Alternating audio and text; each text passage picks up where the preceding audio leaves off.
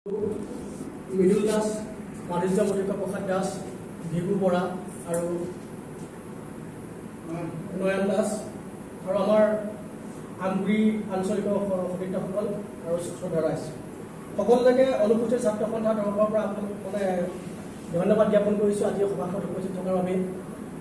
কথাখন মই ইতিহাসৰ কথা ক'বলৈ নাযাওঁ, ইতিমধ্যে নগেন দাস ডাঙৰীয়াই আমাৰ ইতিহাসৰ বিষয়ে বহুখিনি কথা কৈ গৈছে।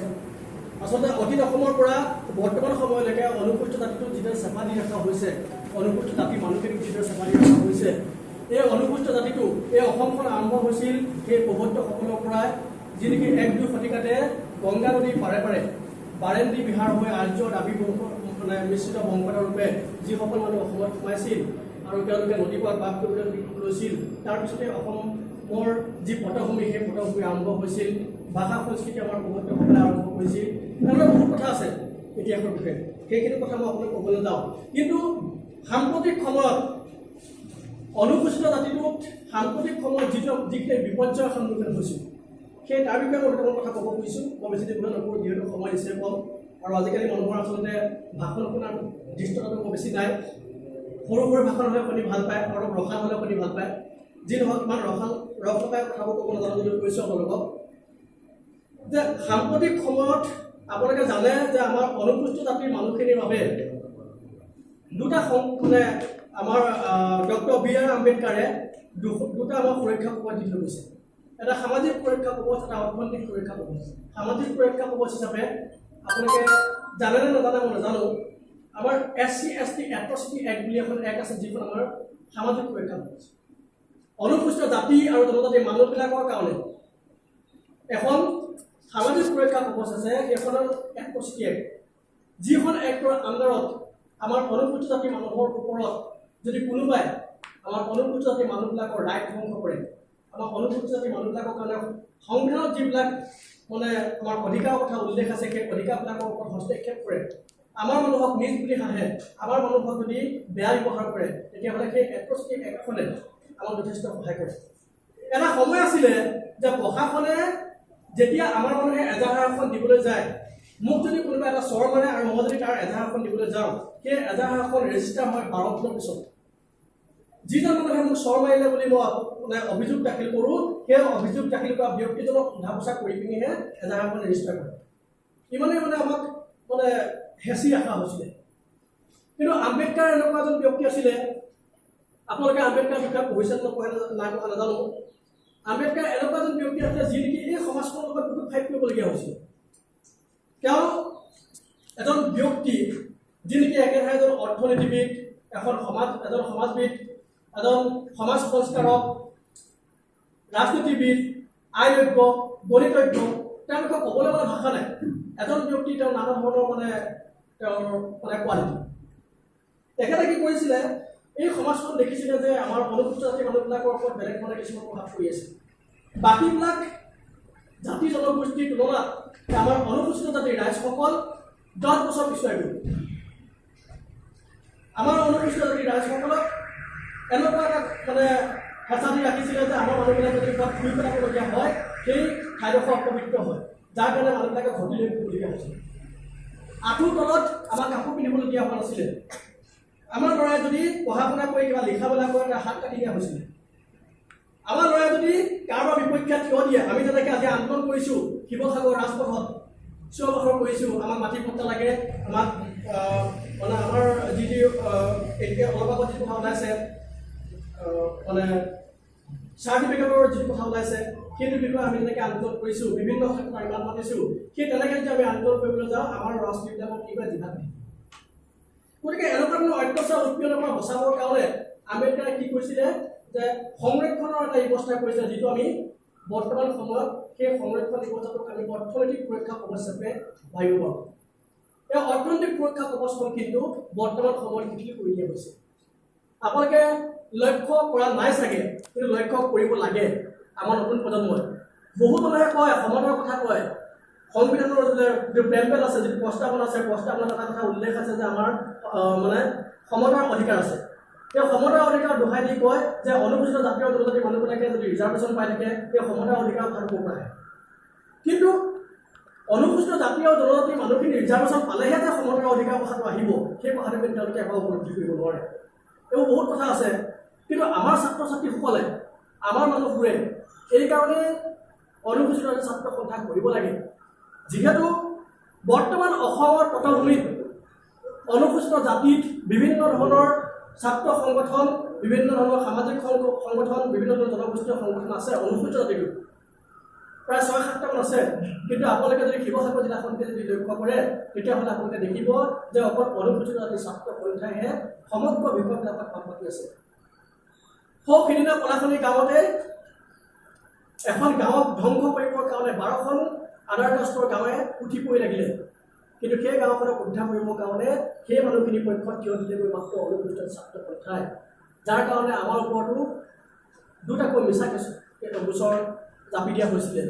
মই নিজে এজন অধিবক্তা হয়, মোক 12ৰ পৰা ৰেষ্টিকেট কৰিব লাগে, উলিয়াই দিব লাগে বুলি তাতো এখন এলিগেশ্যন অনা হৈছিলে। ইয়াৰ উপৰিও বিভিন্ন ঠাইত আমাৰ গৰাখহনীয়া, ৰাস্তা ঘাট, দিচাং ভাটি বনগাঁৱৰ যিটো ল'ৰাত বানপানী উঠি গৈছে তাৰ ৰাইজৰ কাৰণে যিমানকৈ আন্দোলন কৰিব লাগে শিৱসাগৰ জিলাত সিমানকৈ আন্দোলন আমি অনুসূচিত জাতি ছাত্ৰ সন্থাৰ বাহিৰে অনুসূচিত জাতি কোনো কিন্তু সংগঠনে কৰা হোৱা নাই। গতিকে আশা কৰিছোঁ আপোনালোকে এই যিসকল ল'ৰা ওলাই আহিছে, যিসকল নতুন প্ৰজন্ম ওলাই আহিছে, সেইসকল ওলাই আহক। যিহেতু আজি ভাল লাগিছে, বহুত দিনৰ মূৰত মই আমগুৰিলৈ এখন মিটিঙত আহিছোঁ, ইয়াত বহিছোঁ। সংগঠনত যেতিয়া মই সোমাইছোঁ, সংগঠনৰ ABCD কিন্তু এই আমগুৰিৰ পৰাই মই শিকিছোঁ। মোৰ লগত আছিলে অনন্ত, দিগন্ত, আমাৰ সুৰজিত আৰু প্ৰেচিডেণ্টৰ নাম কি আছিলে, তুলসী, মাধৱ। সিহঁতে যথেষ্টখিনি সহায় কৰিছিলে আৰু সিহঁতক লৈ পেলাই মই সংগঠনৰ ABCD শিকিছিলোঁ। প্ৰথম অৱস্থাত মই সংগঠন কি বস্তু জনা নাছিলোঁ, ছাত্ৰ সংগঠন বুলি পেলাই মই ঘিণ কৰিছিলোঁ। সদৌ অসম ছাত্ৰ সন্থাৰ যেতিয়া বিশাল ডেকামত আৰু সদৌ অসম ছাত্ৰ সন্থাৰ যেতিয়া কাজিয়া হৈছিল, সেই সময়ত মই পেপাৰত লিখিছিলোঁ ছাত্ৰ সন্থাৰ বিৰোধিতা কৰি মোক বহুতে ভাবুকি দিছিলে। মই ছাত্ৰ সন্থাক ঘিণ কৰিছিলোঁ আৰু সংগঠন বুলি ক'লে মই বেয়া পাইছিলোঁ। LLB যেতিয়া মই কৰি আছোঁ তেতিয়া পৰমানন্দ দাস, ৰুবুল দাস প্ৰেচিডেণ্ট ছেক্ৰেটাৰী আছিলে সেই সময়ত। তেখেতলোকে আহি পিনি মোক যোৰহাটত লগ কৰিছে, দায়িত্ব দিব বিচাৰিছে, মই লোৱা নাছিলোঁ। তাৰ পিছৰ সময়ত কিন্তু শিৱসাগৰত আহি লিখিছিলোঁ প্ৰবীণ দাসৰ নেতৃত্বত, মৃণাল দাসৰ নেতৃত্বত আমগুৰি এদল যুৱকে বিভিন্ন ধৰণৰ কাৰ্যপন্থা হাতত লৈ আছে, বহুত উদ্যমেৰে। তেওঁলোকৰ উদ্যমটো দেখিব ভাল লাগিলে। লাহে লাহে ভাবিলোঁ যে এওঁলোকক হয়তো মই নিশ্চয় কিবা এটা বাট দেখাব পাৰিম আৰু তেওঁলোকৰ দাবীতেই মই অনুসূচিত ছাত্ৰ সন্থা শিৱসাগৰ জিলা সমিতিৰ সাধাৰণ সম্পাদক হিচাপে অধিষ্ঠিত হৈ পিনি কাৰ্যনিৰ্বাহ কৰিছিলোঁ আৰু শেষৰ পৰ্যায়ত মই সভাপতি হ'লোঁ। তাৰপিছত লাহে লাহে দেখিলোঁ আমগুৰি আঞ্চলিক সমিতিখন লাহে লাহে ধ্বংসৰ মুখলৈ গুচি গ'ল। আমাৰ ল'ৰাবোৰ নোহোৱা হৈ গ'ল, চব কামে কাজে গুচি গ'ল। দিগন্ত দাস নোহোৱা হৈ গ'ল, তুলসী দাসে চাকৰি পালে, মাধৱ দাসে চাকৰি পালে, অনন্ত দাসে নিজৰ ব্যৱসায়ত লাগিলে। তথাপিও অনন্ত দাসে কিন্তু সেই মুহূৰ্তলৈকে আমাৰ লগত যোগদান কৰিছিলে, কিন্তু স্বীকাৰ কৰিব লাগিব মাধৱ দাস। গতিকে এই আমগুৰিখনৰ পৰা যেতিয়া আমাৰ বৰ্তমানৰ শিৱসাগৰ জিলা অনুসূচিত ছাত্ৰ সন্থাৰ সভাপতিজনক সাংগঠনিক কাৰুকাৰ্য আৰম্ভ হৈছিল, এই আঞ্চলিকখনৰ প্ৰতি মোৰ যথেষ্টখিনি আশা আছে, যথেষ্টখিনি আশা তেওঁলোকৰ ওপৰত মই সমৰ্পণ কৰিছোঁ, যাতে ভৱিষ্যতৰ দিনবিলাকত, আজিৰ তাৰিখৰ পৰা ভৱিষ্যতৰ দিনবিলাকত তেওঁলোকে শক্তিশালী ৰূপত ওলাই আহে। দ্বিতীয় কথাটো হ'ল আমি এই যে নাগৰিকত্ব সংশোধনী বিধেয়ক 2016, নাগৰিকত্ব সংশোধনী বিধেয়ক 2016 বিৰোধিতা কৰি পিনি অনুসূচিত ছাত্ৰ সন্থাই বিভিন্ন সময়ত বিভিন্ন ক্ষেত্ৰত আৰু বিভিন্ন ঠাইত আমি মাত মাতি আহিছোঁ। শিৱসাগৰ জিলা সমিতি হিচাপে আমি যৌথভাৱেও আন্দোলন কৰিছোঁ, নিজাববীয়াকৈও আন্দোলন কৰিছোঁ। হাজাৰ হাজাৰ জনতা আমাৰ নেতৃত্বত ওলাই আহি ৰাজপথত চিঞৰিছে যে আমাক নাগৰিকত্ব সংশোধনী বিধেয়ক 2016 নালাগে। সঁচাকৈ নালাগে, কাৰণ নাগৰিকত্ব সংশোধনী বিধেয়ক যদি এইখন অসমত গৃহীত হয় তেতিয়াহ'লে আমি যদি ভাষা কৈ আছোঁ অসমীয়া ভাষা, এই অসমীয়া ভাষাটো গুৰুত্ব নাইকিয়া হ'ব, প্ৰথম কথা। দ্বিতীয় কথাটো হ'ল কি, আমাৰ যিটো সংস্কৃতি, অসমৰ যিটো সংস্কৃতি, সেই সংস্কৃতিটো গুৰুত্ব নাইকিয়া হ'ব। তৃতীয় কথাটো হ'ল কি, আমাৰ ইয়াত যিটো আমি সংখ্যাত গোট আমি আছোঁ, আমি সেই সংখ্যাত গুৰুত্বতাৰ পৰা নাইকিয়া হৈ আমি সংখ্যালঘুত পৰিণত হ'ম, যাৰ ফলশ্ৰুতিত আমাৰ অসমীয়া জাতিটোৰ বিস্তাৰ ক্ষতিসাধন হ'ব। আমি যিহেতু অনুসূচিত জাতিৰ মানুহ, তথাপিও কিন্তু আমি অসমীয়া জাতিৰ এটা অংগ। অসমীয়া জাতিটোৰ কথা ডিনাই কৰি পিনে আমি তেওঁৰ অনুসূচিত জাতিটোৰ কথা চিন্তা কৰিব কেতিয়াও নাভাবোঁ। গতিকে বিভিন্ন সময়ত আন্দোলন কৰিছে, দেখিছোঁ শিৱসাগৰ ৰাজপথৰ আন্দোলন কৰিছে, নাজিয়াত কৰিছে, সাপেখাতিত কৰিছে, আপোনাৰ চৰাইদেউত কৰিছে, চব ঠাইতে কৰিছে। আমগুৰিত হোৱা নাই। চব ঠাইতে যদি আমাৰ শক্তিটো প্ৰদৰ্শন কৰিব পাৰোঁ, আমাৰ চৰকাৰে এই পৰ্যন্তলৈকে কৈ আছে যে আমি এই নাগৰিকত্ব সংশোধনী বিধেয়ক 2015 গৃহীত কৰিমেই। যদি কোনোবা বিধায়কে নাগৰিকত্ব সংশোধনী বিধেয়ক 2015 সাপেক্ষে ভোটদান দিছে, তেতিয়াহ'লে তেওঁলোকক সেই চৰকাৰখনৰ পৰা আঁতৰাই ৰাখিছে। গতিকে বিভিন্ন ঠাইত যদি আমাৰ শক্তিটো প্ৰদৰ্শন কৰোঁ, ইতিমধ্যে চব ঠাইতে হৈছে। শেহতীয়াকৈ আমি দেখিছোঁ যে জাতীয়তাবাদী যুৱ ছাত্ৰ পৰিষদে এই আমগুৰি আঞ্চলিকতেই তেওঁলোকে তেওঁলোকৰ শক্তিটো প্ৰদৰ্শন কৰিব খুজিছে। মই ভাবোঁ আমগুৰিবাসী ৰাইজে, অনুসূচিত জাতি ৰাইজে নহয়, সকলো ৰাইজে এই ক্ষেত্ৰত যোগদান কৰিব লাগে। আৰু আমাৰ নগেন দাসদেৱে কোৱাৰ দৰে অনুসূচিত জাতি ৰাইজে কিন্তু ইয়াত চবতকৈ বেছিকৈ যোগদান কৰিব লাগে। কাৰণ যিসকল হিন্দু নাগৰিকত্ব অসমলৈ অহাৰ কথা আছে, সেই হিন্দু বাংলাদেশীসকল কিন্তু আমাৰ এই অনুসূচিত লোকে হয়। তেওঁলোকে ইয়াত আহিব, অনুসূচিত জাতি প্ৰমাণপত্ৰ ল'ব। আমাৰ যিখিনি সা সুবিধা আছে, এতিয়া যদি 4খন চাইকেল ONGC পৰা আহিলে আমাৰ 4টাখনে পায়, সেই 4খন চাইকেলৰ মাজতো আকৌ বান বিতংগা হ'ব। তেওঁলোকে ক'ব আমাকো লাগে 2খন, আমাৰ মনে 2খন পাব, তেওঁলোকে 2খন পাব, তেনেকুৱা ধৰণৰ কথা আহিব।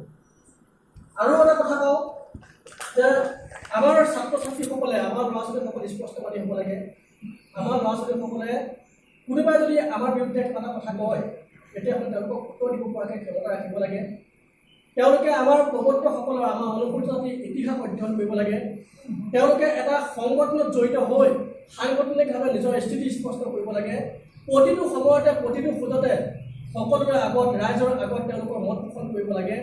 অনুসূচিত জাতি ৰাইজৰ এইখন অসমত যিটো চাহিদা,